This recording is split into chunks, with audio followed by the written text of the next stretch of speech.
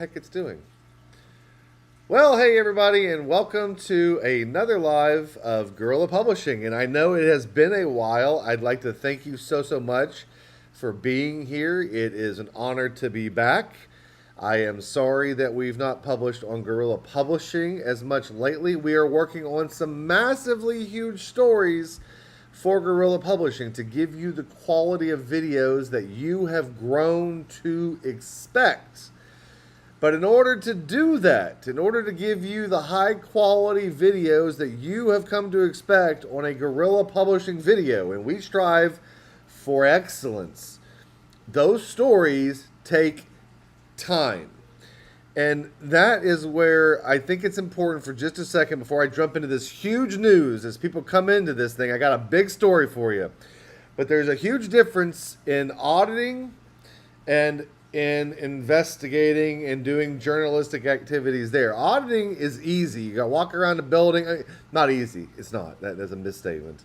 Auditing is very different than investigating. While you're investigating, it's very easy to audit because you're going there to ask questions and things, and you can also film those public buildings. That's essentially what I do. I'm filming while I'm going around chasing a story.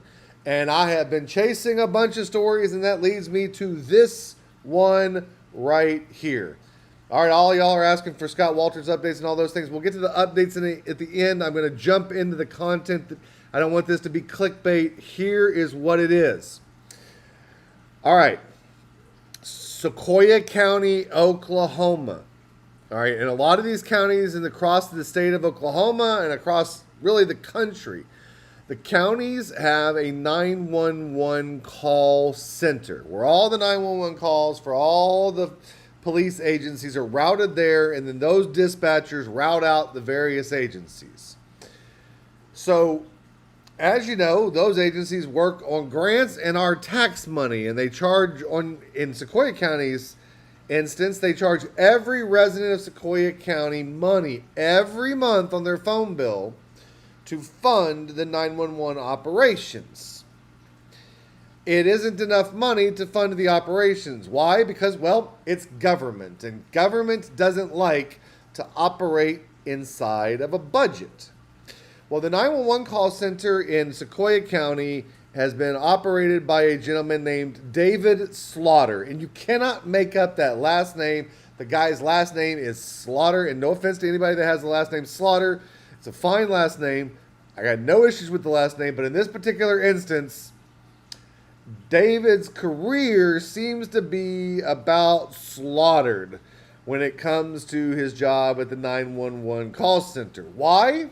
Well, it's not just because David Slaughter's been running a deficit in the budget, because, well, he's certainly been doing that.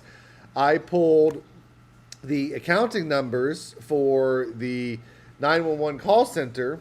Oh, I can be on the screen and be with you guys. I pulled up the numbers for the 911 call center, and the numbers for the 911 call center showed that they had salary and wages of $461,000 in 2023. And these are the last financials that I was able to find are from 2023.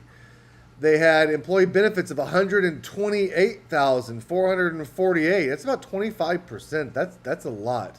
They had a net income loss from operations they lost in 2023 $177,898. Now, I don't know about you, but in running a business, I don't know how many of us would still be in business if every year we were running a net income loss from operations of $147,000 net income operating loss. Unless we're taking that money from other places and using our cash that we already had.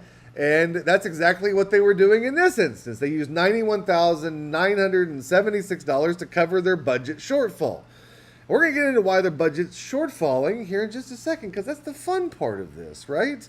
You got to know why you don't have to know this, but I find it interesting. And this is a publishing video. You guys want to know why. If you want just a simple audit, you're on the wrong channel. By the way, if you've been waiting for a video, go check out the audit channel. We've had some great content out recently.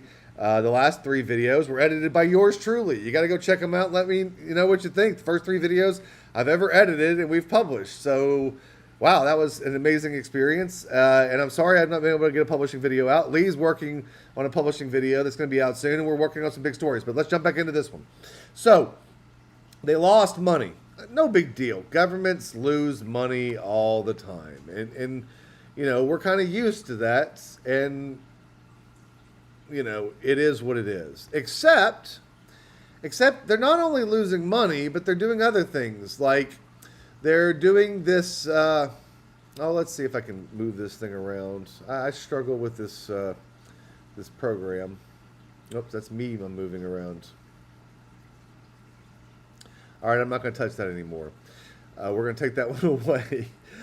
They are also working on a huge remodel for their facilities that David Slaughter has undertaken. Well, let's get to the nuts and bolts of why I'm here, what we've uncovered, and what's going to happen now. In conjunction with a lot of great sources in Sequoyah County, and after establishing that we had confirmation from multiple sources of this, I reached out to Sean Buckner with the Sallisaw Transparency page. Those of you who've not seen Sean in a while, you know, we had a little bit of a falling out back long ago in Lexington. We've made up. Sean is back, and I are back, and so glad to have that relationship reformed. Well, I reached out to Sean, and he's like, well, Ron, somebody's reached out to me with that information, and I've already been working on it as well. And things have happened very, very quickly since then, because I don't deal well with potential theft from government bureaucrats of our money. So here's what we have. And after speaking with Sean, I spoke to a third source, fifth source, really. I spoke to a 5th source, somebody high up in the county government, and I can confirm now that Mr. David Slaughter, the 911 director for Sequoyah County, is under investigation by multiple government officials related to potential theft and potential sexual harassment of employees of the Sequoyah County 911 call center. Here's what we know. What we know is that, according to multiple sources, David Slaughter, in order to garner favors from his employees, was doctoring timesheets to add hours, including potentially substantial overtime hours, to reward employees or to entice employees to do him favors of multiple kinds. He was offering these times, this additional time, for all kinds of things, covering shifts. Go in there and work 4 hours, you get paid for 8 hours. Go in there and cover an extra day, work 8 hours, get paid for 12 hours. All kinds of situations where not only was Mr. David Slaughter, who, interestingly enough, is married to the district attorney, the assistant district attorney, Stacey Slaughter in Sequoyah County. Yes, that is correct. David Slaughter, the 911 director in Sequoyah County, Oklahoma, is married to Stacey Slaughter, assistant district attorney, Sequoyah County. All under who? Jack Thorpe, that Wagner County district attorney who has been being investigated by his citizens, who've been trying to convene a grand jury against him, all tied together. I don't know if there's a grander conspiracy here, but let's talk a little bit more about what Mr. Slaughter was doing. Because it doesn't just appear that Mr. Slaughter was doing that because he had to. It's one thing if you're not going to have somebody sitting in the chair at a 911 call center and you gotta figure out some way to get somebody in. Well, if that happens, there first of all should be a plan for that, and you gotta have the approval of the money people, David, before you go offering the taxpayers money to other people. It's not your money. It doesn't belong to you. It doesn't belong to the 911 call center. It belongs to the citizens from whom you took it. That's who it belongs to. And David was using his power to give additional pay and time to lots of employees, despite the fact that the 911 call center is losing money. And it's not like he did this because he went to the people, the directors, the people that are on the 911 commission in Sequoyah County, because there's a commission that's over this. This is a public trust that he is doing this with, a public trust's money that he's doing this with, and allegedly, I should say. And if you have an issue with somebody not coming to work, or you need more people, or you need to entice people, you got to go get the permission. It's not your money. It's not your business. And you don't get to steal from the people for any reason. I'm sorry. There is no exception to that. And the most important thing here is, look, I have, and it will all come out in the full video on this. Again, I'm clearly very bad at putting things on this OBS thing. I'll get better. This is the first time using it. Welcome back anyway. I have clear evidence demonstrating that not only did he use this to entice people, but he then also gave additional time to people who didn't want it, who turned it down.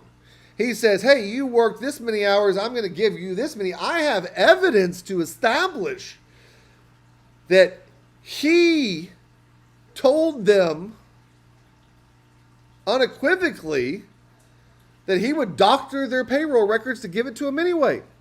So they better just take it.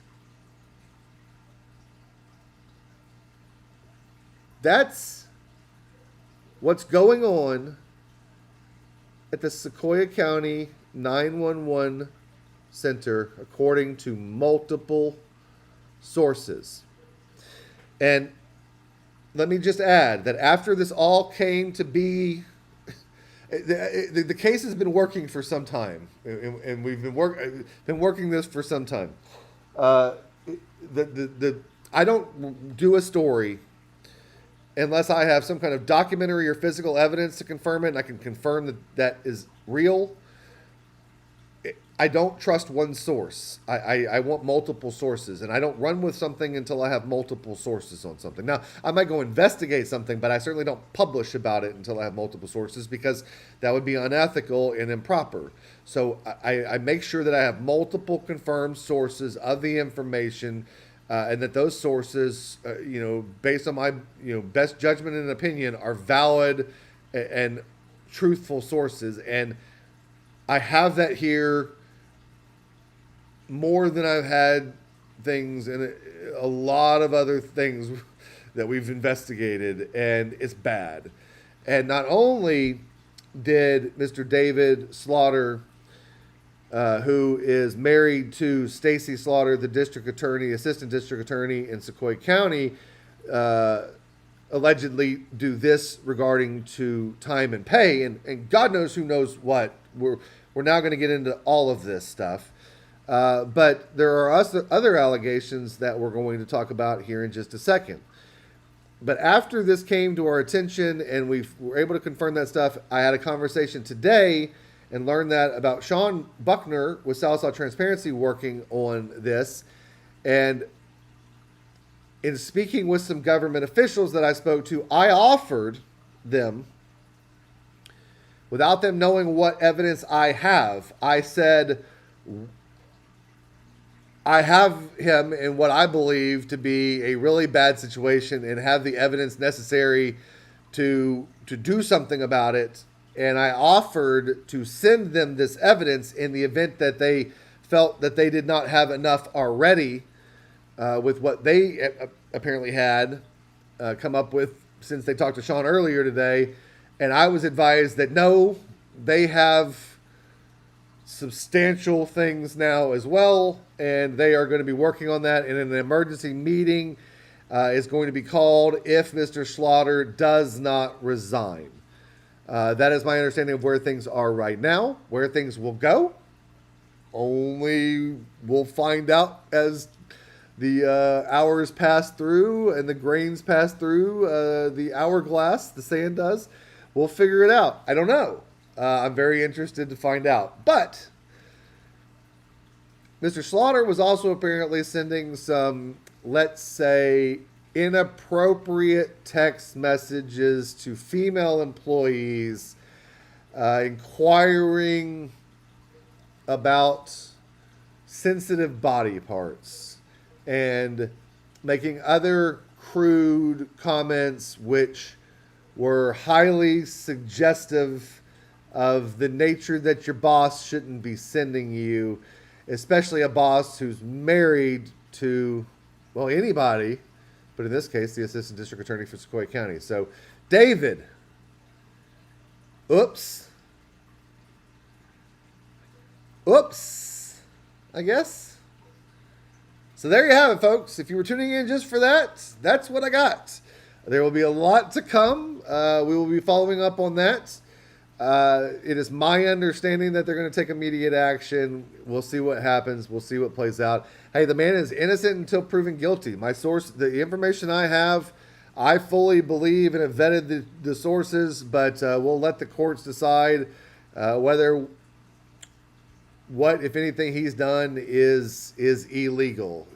Mr. Slaughter, while I personally think he'll be slaughtered in that process, everybody's got a right to a jury trial in the state of Oklahoma for a felony. So good luck to you, sir. Now, on to some other updates. I see you all in the comments up there. Update on Jerry, update on Scott Walters. There's all these updates. If you have not seen, first of all, if you're a fan of Guerrilla Publishing and if you've not gone over to Guerrilla Audits, you're missing a lot of great videos. We don't put out something on publishing unless we believe we've got a full story with a good beginning, a middle, and an end. And let me just tell you about a few stories that we're working on before I give you some updates. We're working on a story out of Pawnee, Oklahoma about a gentleman named Lynn Maltzberger. Mr. Maltzberger's wife's dog and neighbor's dog was attacked by an animal, had an issue with the city in Pawnee. Mr. Maltzberger, trying to be helpful, goes to the city to speak to them about rabid animals terrorizing elderly people. Mr. Maltzberger is in his 70s. His wife is as well. They've been married for 50 years plus. And Mr. Maltzberger goes to express his concerns and is advised by Alice Cottle, the mayor of Pawnee, Oklahoma, that he would not be allowed to speak at a public meeting, even during the public comments section at the end. Mr. Maltzberger, 70-something-year-old Vietnam War veteran, spit on upon his return from war in Vietnam, was spit on again by a duly elected mayor in the city of Pawnee. They didn't leave it at that. A couple of henchmen, one of whom is potentially closely tied to Mayor Cottle and is known as an alpha dog around her, according to multiple sources, did not like that Mr. Maltzberger said he wasn't going to support her anymore. Mr. Maltzberger, as he's leaving the building, says to his wife, who he's married to for 50 years, "Honey, I'm going to go outside. I better go outside before I blow up on this lady," verbally. He goes outside with another lady and they continue a conversation. And Mr. Maltzberger has that lady go get his wife. They leave. They go home. Think nothing more of it. Well, and probably they thought more of it, but certainly didn't think anything more of it related to do anything that evening. The cronies of and associates of the mayor then go to the newly anointed and terribly trained new police chief, interim police chief, after the police chief has left under suspicious circumstances a couple of weeks before, and then the other interim chief, Town, who was not interim chief but was appointed interim chief. Yeah, it gets really confusing because there was a lot of shady things going on in Pawnee right before this happens.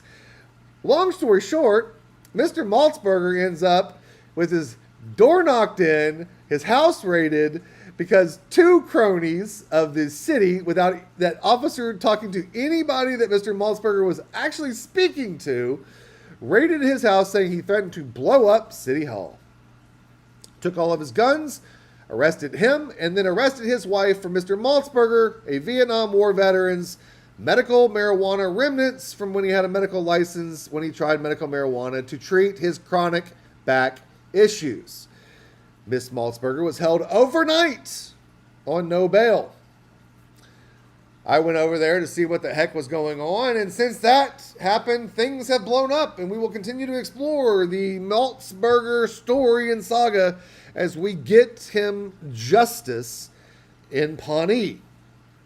Last night, and boy, you gotta see the videos. There might be some news stories on this tonight.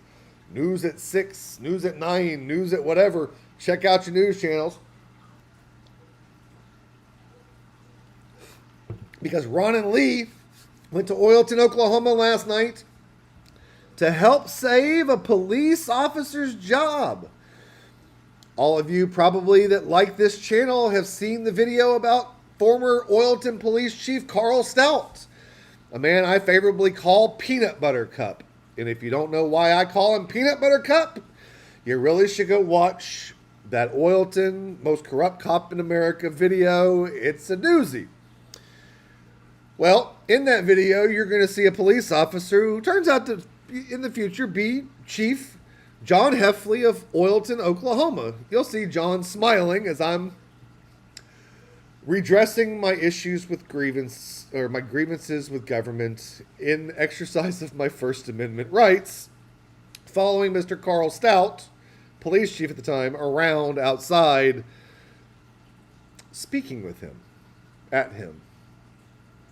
However you want to put it. Check the video out if you've not seen it. Well, you'll see in that video the mayor of Oilton, Oklahoma, who previously was convicted for embezzling from the city of Oilton, Oklahoma, who's back being the mayor again. Yep, not making that up either. Patrick Kennedy is trying to fire Chief John Heffley.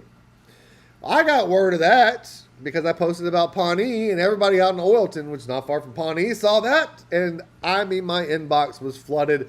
And I gotta say, I had so much fun with Pat Leprechaun Kennedy and the Crayola attorney that they have. I call him Crayola because, well, he's looks like a crayon, should probably be writing with crayons, and is about as smart as a box of crayons, or what you would expect somebody as smart as that's using crayons on a regular basis.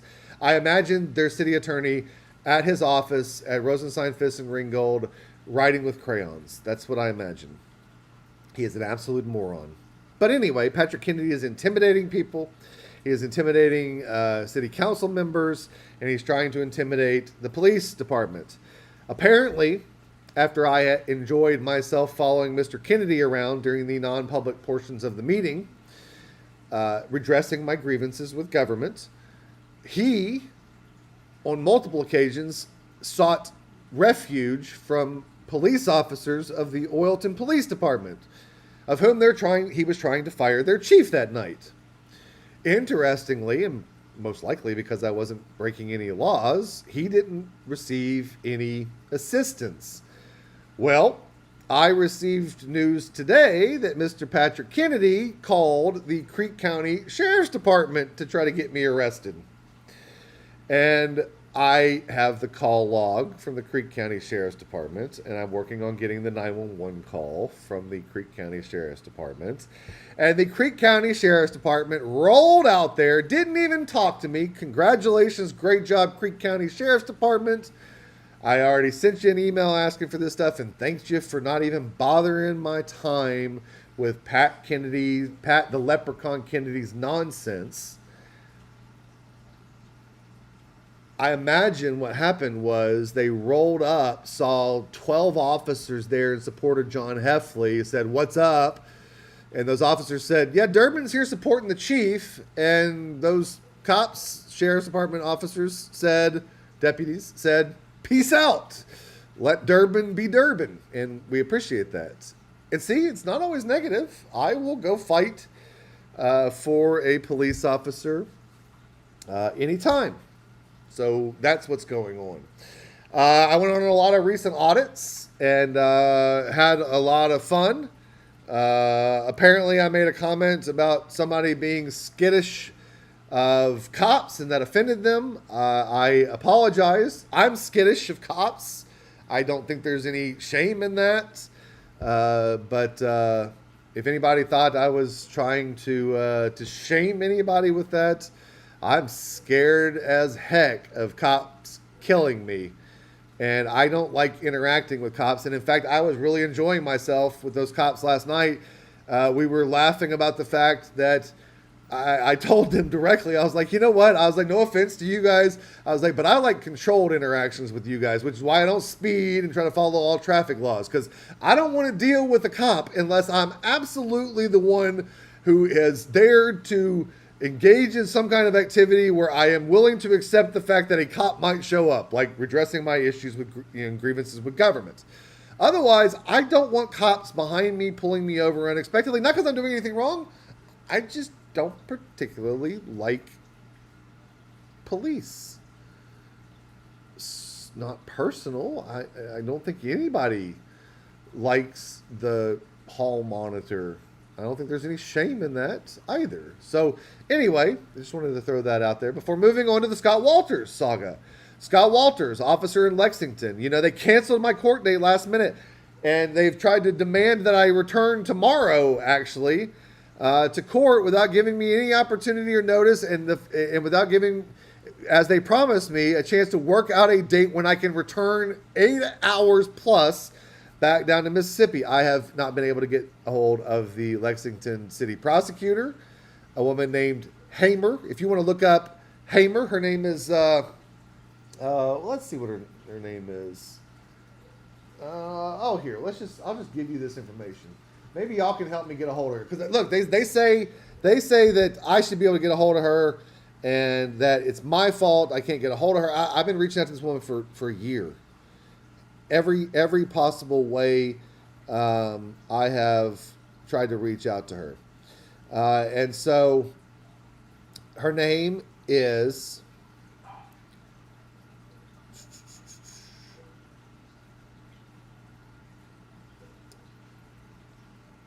Erica Hamer. She's the city prosecutor, Erica Hamer. In case anybody wants to help me. Erica Hamer, city prosecutor. Phone number right there on the screen, 662-834-6133. Email erica@bryantclarklaw.com. And that's who I'm trying to get information from. And here's the court clerk. If anybody wants to try to get a hold of the court clerk for me, I've been having a hard time. Hell, I'm worried they're going to issue a warrant for me tomorrow when I can't be down there because my daughter's first day of school is tomorrow. There's not a chance in the world I'm going to miss that when they've canceled my court date twice. There's the court clerk's number, Miss Randall, 662-834-3951. And if you've ever seen any of the videos, then you got to know Miss Riley, Catherine Riley. She's the city attorney for the Alderman Board in the city of Lexington. She's a real piece of work. She acts like she's a real piece of work. Y'all reach out. Give me a hand if you want to. And redress your grievances with government and beg them to get back to me on what we're going to do about all of this stuff. Yeah, they have you drive down there and cancel it again. I know, exactly. It's been ridiculous, and I'm not doing it again. I am not doing it again. So, you know, what comes. And if they want to put me in jail, I already have a federal case. If they want to try to put me in jail, it will just add to the damages exponentially. Let's turn it into tens of millions of dollars, city of Lexington, if you want to be that dumb. But I really would appreciate it if you took the time to reach out and let them know. I'd love to talk to them. If you've not seen Auditing Erie County's newest video, it is about Scott Walters. He has the video of Scott Walters getting pummeled. You gotta go see Officer Scott Walters, who had just gotten the living crap kicked out of him. I shared that with Auditing Erie County, who made a shirt about it. We had a great time going down there, and he wore his shirt. Couldn't get Walters to sign it because Walters disappeared after we published that we were down there, and they canceled my court date again because we published that we were down there, and yeah, there you have it. So that's what's going on. And go check out that video. People are saying great video in the comments. And again, in this video with Dan, you get to see it's a good one. They beat the brakes off of Walters. Applaud that woman. A couple other things. Somehow I managed to donate some body cameras to the Oilton Police Department last night. So we're giving 5 Bob Love body cameras and some radio batteries to the Oilton Police Department. The officers want body cameras, and I want them to have body cameras. And so we volunteered to donate those to the Oilton Police Department so they can have those, so that Chief Heffley and those officers can continue to strive for accountability and community policing in the way that it is supposed to be done. Damn it, if you're in a small town, it should be like Andy Griffith. It doesn't have to be the contentious, terrible relationships between law enforcement and the citizens. And the fact that it is not the fault of the citizens. It's the fault of law enforcement and those who stood idly by and allowed corruption and abuse and gypsy cops to go from department to department longer than it needed to have happened, longer than it ever should have happened, and far longer than the American people were willing to tolerate. We're done with that. And quite frankly, I'm glad to see a lot of sheriff's departments who are striving, and police departments who are striving to do better. Shout out to the Pawnee County Sheriff's Department for their hospitality the other day. I met Sheriff Price while I was out there, and that was a great meeting. Thank you, Sheriff Price, for your time and for the hospitality and for the conversation. Folks, okay, and finally, yes, you're going to get an update on Jer Bear. Jer Bear is no longer the city manager of the city of Pawhuska. Instead, they moved him to the director of public works, in agreement for him to give up his contract for city manager. The counselors who ran on getting rid of Jerry Eubanks have done exactly what so many other politicians before them have done, and they have gotten into office, and they have become epic, corrupt cowards who have failed to follow their promises going into office. It is shameful. It is shameful. It is shameful. What will be coming from that is I was kicked out for the 3rd time while speaking during a public meeting, and my constitutional rights were chilled by their corrupt police chief, Forrest Smith. I have not had the time to draft and file the lawsuit, but it is coming. We are going to sue them again. I am eventually going to have all of that city's money. I think they've done enough at this point. I think can bankrupt them.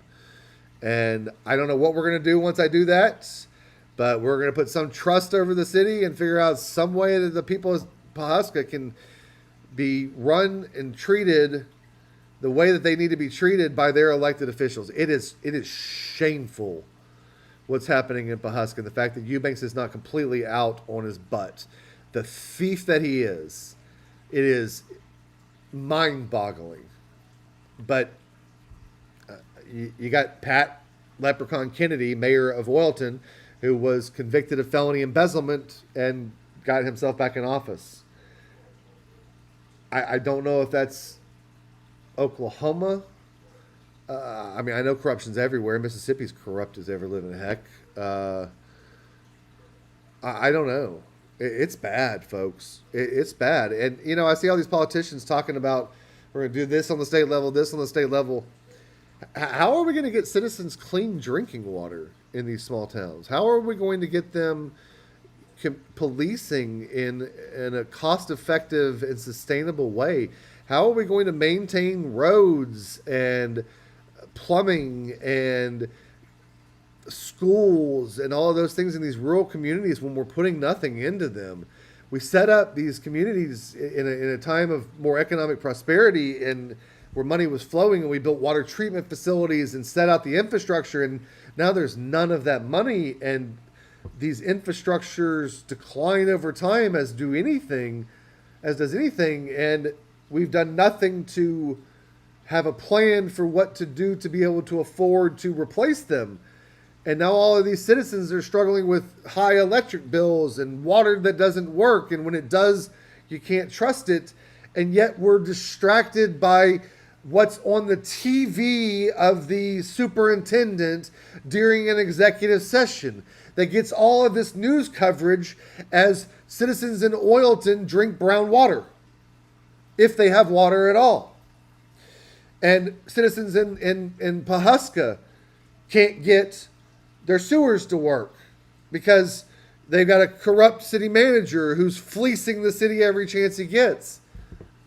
Those are the real problems we have. Those are the things that we should be talking about in this state. How do we solve and fix those problems?